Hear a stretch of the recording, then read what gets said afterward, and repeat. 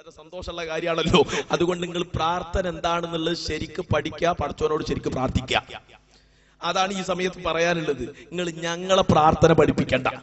കവലകൾ തോറും എത്ര പ്രാവശ്യമാണ് നിങ്ങൾ പ്രാർത്ഥന പ്രാർത്ഥന പ്രാർത്ഥന പ്രാർത്ഥന ഇതിങ്ങനെ പറയലല്ലേ? 100-300 പ്രാവശ്യം ഓരോ കവലയിലും ഇതിങ്ങനെ പറയും. എന്താ ഈ പ്രാർത്ഥന? എന്താണ് ഈ പ്രാർത്ഥന? അതെന്താ നിങ്ങൾ ശരിക്കും വിശദീകരിക്കാത്തത്? ഇപ്പോഴും നിങ്ങൾ തീരുമാനമായിട്ടില്ലല്ലോ ഈ പ്രാർത്ഥനയുടെ ഡെഫിനിഷന്റെ വിഷയത്തിൽ. അതാണ് ഈ സമൂഹം ചോദിച്ചത്. എന്നിട്ട് രണ്ട് വിഷയത്തിന് ആ പ്രാർത്ഥന എന്നുള്ള വാക്ക് ഉപയോഗിക്കല്. ഒന്ന് ഓൽ അള്ളഹാനോട് പ്രാർത്ഥിക്കുന്നു എന്നതിനും, ഒന്ന് സുന്നികൾ അള്ളാഹു അല്ലാത്തവരോട് പ്രാർത്ഥിക്കുന്നു എന്നതിനും. ഇങ്ങനെ രണ്ട് ഭാഗമായിട്ട് ഈ പ്രാർത്ഥന എന്നുള്ള വാക്ക് 100-300 പ്രാവശ്യം അങ്ങ് ആവർത്തിക്കും. ഒരു മനസ്സിലാക്കിയത് അങ്ങനെ ആവർത്തിച്ചു കഴിഞ്ഞാൽ കുറെ സുന്നികൾ തെറ്റിദ്ധരിക്കുന്നതാണ്. അവരൊക്കെ കാര്യം മനസ്സിലാക്കാൻ തുടങ്ങിയിട്ട് കാലങ്ങളായി എന്ന് മാത്രമല്ല, അതിന്റെ ഏറ്റവും വലിയ പ്രതിഫലനമാണ് നിങ്ങൾ കുന്നത്തേരി സംവാദത്തിൽ കണ്ടു മനസ്സിലാക്കിയത് എന്നുകൂടെ ഈ സമയത്ത് പറയാൻ ഞാൻ ആഗ്രഹിക്കുകയാണ്. എന്റെ പ്രിയപ്പെട്ട മുസ്ലിമീങ്ങളെ, നമ്മളെ അനസ് മൗലവിന്റെ വിവരക്കങ്ങൾ ശരിക്കും മനസ്സിലാക്കാൻ. ബോർഡ് വെക്കൽ എപ്പോഴാ? അതില്ലാതാവുമ്പോഴാ. ബോർഡ് വെക്കേണ്ടി വരുന്ന എപ്പോഴാണ്? അതില്ലാതാവുമ്പോഴാ. സക്കാഫത്ത് എന്ന് പറഞ്ഞ സംസ്കാരം എന്ന അർത്ഥം. അപ്പൊ ആ ബോർഡ് വെക്കേണ്ടി വരുമ്പോഴെപ്പോഴാ? അതില്ലാതാവുമ്പോ. നിങ്ങൾ മനസ്സിലാക്കി. കാര്യം അങ്ങനെയാണല്ലോ. ബോർഡ് വെക്കൽ എപ്പോഴാ? അതില്ലാതാവുമ്പോഴാ. ബോർഡ് വെക്കേണ്ടി വരുന്ന എപ്പോഴാണ്? അതില്ലാതാവുമ്പോഴാ. സക്കാഫത്ത് എന്ന് പറഞ്ഞ സംസ്കാരം എന്ന അർത്ഥം. അപ്പൊ ആ ബോർഡ് വെക്കേണ്ടി വരുമ്പോഴെപ്പോഴാ? അതില്ലാതാവുമ്പോ. കാര്യം അങ്ങനെയാണല്ലോ. ബോർഡ് വെക്കൽ എപ്പോഴാ? അതില്ലാതാവുമ്പോഴാ. ബോർഡ് വെക്കേണ്ടി വരുന്ന എപ്പോഴാണ്? അതില്ലാതാവുമ്പോഴാ. സക്കാഫത്ത് എന്ന് പറഞ്ഞ സംസ്കാരം എന്ന അർത്ഥം. അപ്പൊ ആ ബോർഡ് വെക്കേണ്ടി വരുമ്പോഴെപ്പോഴാ? അതില്ലാതാവുമ്പോ. നിങ്ങൾ മനസ്സിലാക്കണം. എങ്ങനെയുണ്ട് നിങ്ങൾ മനസ്സിലാക്കിയത്? ഏത് ബോർഡിന്റെ അടുത്ത് നിന്നാട്ടാ പറയണെന്ന് അറിയോ? പുത്തൻവാദികൾക്ക് മറുപടി എന്ന് പറഞ്ഞ ബോർഡിന്റെ മുന്നിൽ നിന്നിട്ട് പറയാണ് ബോർഡ് വെക്കൽ എപ്പോഴാ? അതില്ലാതാകുമ്പോ. ഓന്റെ പോയത്തക്കാരാ. എന്നെപ്പോലത്തെ 14 പോയത്തക്കാരുണ്ടായാലേ മുജാഹിദ് ആവുള്ളൂ കേട്ടോ. അങ്ങനെ ഒരു മുജാഹിദ് പ്രസ്ഥാനം രൂപീകരിക്കാൻ കഴിയുള്ളൂ. ബോർഡ് വെക്കൽ എപ്പോഴാ? അതില്ലാതാകുമ്പോ. ഇപ്പൊ നിങ്ങൾ അങ്ങാടിയിൽ നോക്ക്, ഒരുപാട് ബോർഡ് വെച്ചിട്ടുണ്ടാവും. ഹോട്ടൽ എന്നൊക്കെ എഴുതിയിട്ടുണ്ടാവും അല്ലേ? അവിടെ പങ്കൊന്നും ഇല്ലാത്തതുകൊണ്ടായിരിക്കും അല്ലേ? ഇവര് ഹോട്ടലിൽ എഴുതിയാൽ മീൻ മാർക്കറ്റിലാണ് കയറുക. മീൻ വാങ്ങാനോ ഹോട്ടലിലും കയറും. കാരണം ബോർഡ് വെച്ചിട്ട് കാര്യമില്ലല്ലോ. അവിടെ വേണ്ട എന്തെങ്കിലും ഒന്ന് പോയത്തോ. പക്ഷെ പടച്ചോനെ പറയിപ്പിച്ചത് എന്തിനാറിയോ?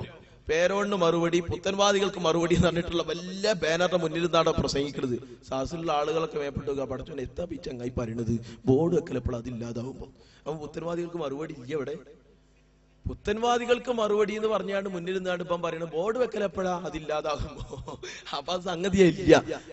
വെറുതെ ബോർഡ് വെച്ച് നേരെ തിരിച്ചു ചെയ്താമായിരുന്നു. അതാ പിന്നെ നല്ലത്. പുത്തൻവാദികൾക്ക് മറുപടി ഇല്ല. അപ്പൊ പിന്നെ ബോർഡ് വെക്കൽ എപ്പോഴാ? അതില്ലാതാകുമ്പോ. മുമ്പ് ഒരു മത്സ്യം കച്ചവടം നടത്തുന്ന ഒരാൾ ബോർഡ് വെച്ച്, അയാൾ ഇവിടെ മത്സ്യം വിൽക്കുന്നു എന്നാ ബോർഡ് വെച്ചത്.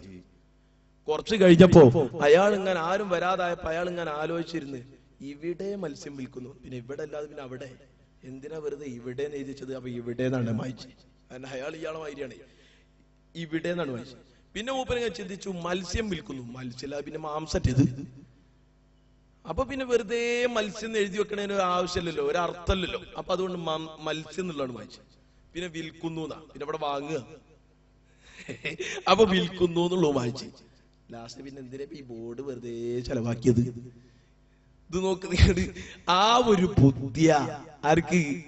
നമ്മളെ മുജാഹിദിന്റെ നേതാക്കൾക്ക് വലിയ സൂപ്പർ താരപ്പ പറഞ്ഞത്. എന്ത് ബോർഡ് വെക്കൽ എപ്പോഴും അതില്ലാതാകുമ്പോ പറഞ്ഞു കൊണ്ടുവന്നത് എന്തിനാന്നറിയോ? സഖാഫത്ത് എന്ന് പറഞ്ഞാൽ അപ്പൊ അതില്ലാത്തത് കൊണ്ടാണ് സഖാഫി എന്ന് വിരുദ്ധം കൊടുക്കുന്നത് എന്ന് അയാൾ ചിന്തിച്ചുണ്ടാക്കി കൊണ്ടുവന്നതാണ്. പക്ഷെ അത് പറയുന്ന വേദി എന്താണെന്ന് ആ സാധു ചിന്തിച്ചില്ല. അവിടെ വെച്ച ബോർഡ് എന്താണെന്നും ചിന്തിച്ചില്ല. മുമ്പ് ഒരു മുജാഹിദ് പള്ളി, ഒരു മുജാഹിദ് പിന്നെ മുജാഹിദുകള് ഒരു നാട്ടിലൊരു പള്ളി ഉണ്ടാക്കി. അവിടെ സുന്നിപ്പള്ളിന്റെ പേര് മസ്ജിദ് നൂറ് ആയിരുന്നു. അപ്പൊ ഇവരിങ്ങനെ ചിന്തിച്ച് ശരിയാ മസ്ജിദ് നൂറ് അത് നടക്കൂല. ഇവരങ്ങനെ മസ്ജിദ് നൂറ് എന്ന് എഴുതിയിട്ടുണ്ടെങ്കിൽ നിസ്കരിക്കാൻ ആളുകൾ കൂടുതൽ അവിടേക്കാരും പോവുക. അതുകൊണ്ട് നമ്മളൊരു പണി ചെയ്യാം, മസ്ജിദ് 200 ആക്കുക. മസ്ജിദ് 200 ആക്കുക. അങ്ങനെ 200, കാരണം 200 ആൾ ഇവിടെ ഉണ്ടാവും, അവിടെ 100 ആളല്ലേ ഉണ്ടാവുള്ളൂ. ഇങ്ങനത്തെ ഒക്കെ ബുദ്ധിയാ മുജാഹിദിന്റെ ബുദ്ധി. അതുകൊണ്ടാണ് ഞങ്ങളെ സമയമാണെന്ന് പറഞ്ഞത്. ഒക്കെ പാത്ത് ചൊല്ലി കേടുവരാതെ കേട്ടോ, നന്നായി സൂക്ഷിച്ചോണ്ടി. നിങ്ങൾ എവിടേക്കും പോവുകയാണ് പെണ്ണുങ്ങളെ ഏൽപ്പിച്ചാണ്ടി. അപ്പൊ വെറുതെ അങ്ങനത്തെ മാഞ്ഞാളർത്താനൊന്നും പറഞ്ഞിട്ട് നിങ്ങൾ രക്ഷപ്പെടൂല. നിങ്ങൾ നോക്കുക, അവിടെ വായിച്ച ഹദീസിനെ സംബന്ധിച്ച് ഈ സാധുക്കൾ കണ്ടില്ലെന്ന് മാത്രല്ല, ഹദീസിനെ ഹദീസല്ല എന്ന് പറഞ്ഞു. എന്ത് വലിയ ഗൗരവമുള്ള കേസാണിത്. ഹദീസ് എന്ന് ഞാൻ അതിനെ പറ്റി പറയുന്നില്ല. ഹദീസ് പണ്ഡിതനായിട്ട് ഇങ്ങ് വന്നതല്ലേ, എല്ലാ ഹദീസും ശരിക്കും പഠിച്ച ആളെ പോലെയാണ് ഹനീഫ മൗലവി. അയാൾ പറയാ ഞാൻ അതിനെ വാക്യം എന്നേ പറയൂ, ഹദീസ് എന്ന് ഞാൻ അതിനെ സംബന്ധിച്ച് പറയൂല എന്ന് പറഞ്ഞിട്ട് റസൂലുള്ളാന്റെ ഒരു ഹദീസിനെ ഹദീസ് എന്ന് പോലും പറയാൻ അതേ മനസ്സനുവദിക്കാത്ത വല്ലാത്ത ധിക്കാരി സമൂഹം.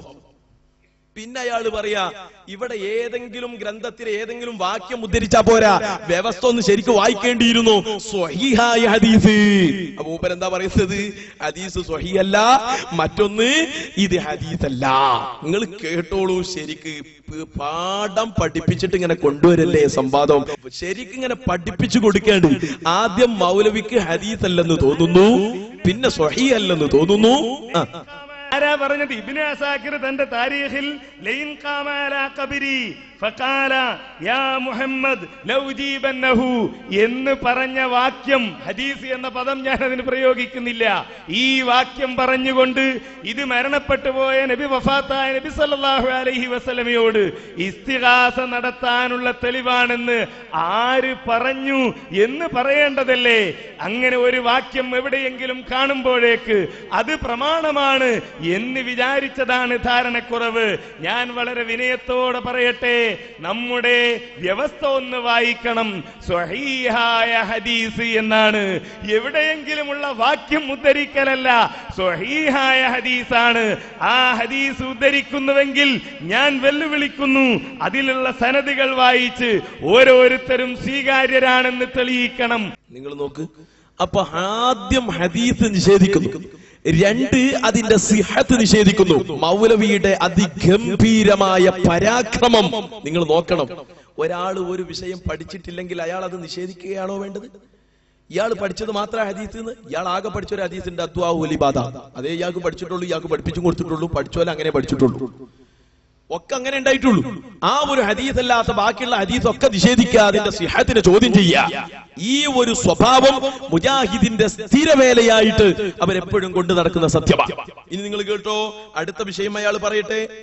ഈ ഹദീസ് നിങ്ങൾ പറഞ്ഞ ഈ വാക്യത്തിന് ന്യൂനതകളുണ്ട്. ഹദീസ് വിധാന ശാസ്ത്രപ്രകാരം രണ്ട് ന്യൂനതകൾ എടുത്തു പറയാൻ കഴിയുന്നത് തന്നെയുണ്ട്.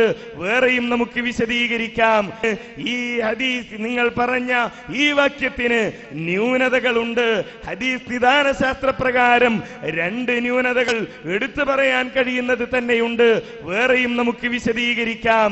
അതുകൊണ്ട് ഒന്നാമതായി തെളിയിക്കേണ്ടത് അതാണ്. അത് തെളിയിച്ചിട്ടില്ല. എന്ത്? ഇതിൽ ഇസ്തിഗാസയുണ്ടെന്ന്. രണ്ടാമത് ഈ ഹദീസ് സ്വഹീഹാണെന്ന് തെളിയിക്കേണ്ടതുണ്ട്. അതും തെളിയിച്ചിട്ടില്ല. അതുകൊണ്ട് തന്നെ ഈ രണ്ട് വസ്തുതകളും തെളിയിക്കപ്പെടാത്ത കാലത്തോളം ചോദ്യത്തിന് പ്രസക്തിയില്ല.